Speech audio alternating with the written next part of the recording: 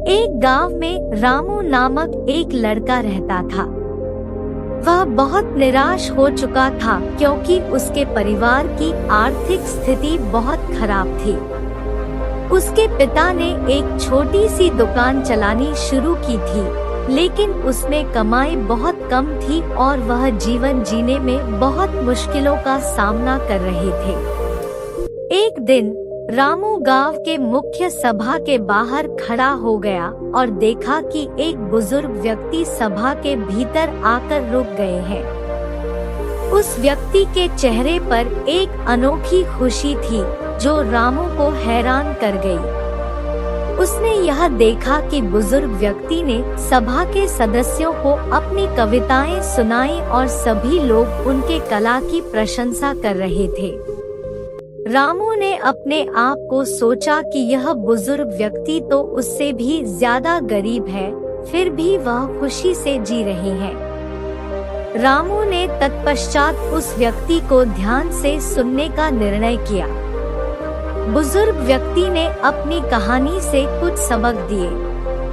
उन्होंने कहा कि जीवन में सफलता का राज आपके मन में होता है।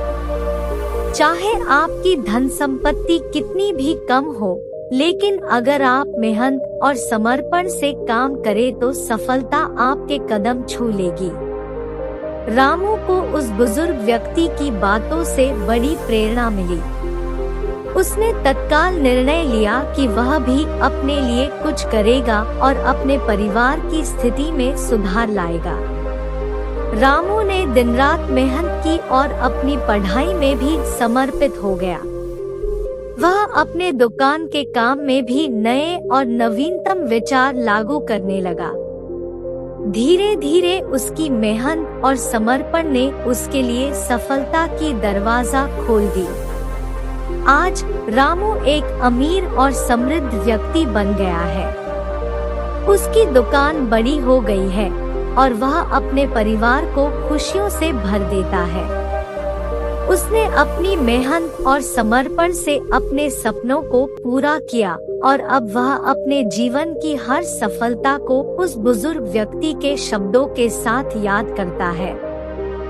इस कहानी से हमें यह सीख मिलती है कि जीवन में सफलता पाने के लिए हमें निरंतर मेहनत करनी चाहिए और समर्पण से काम करना चाहिए।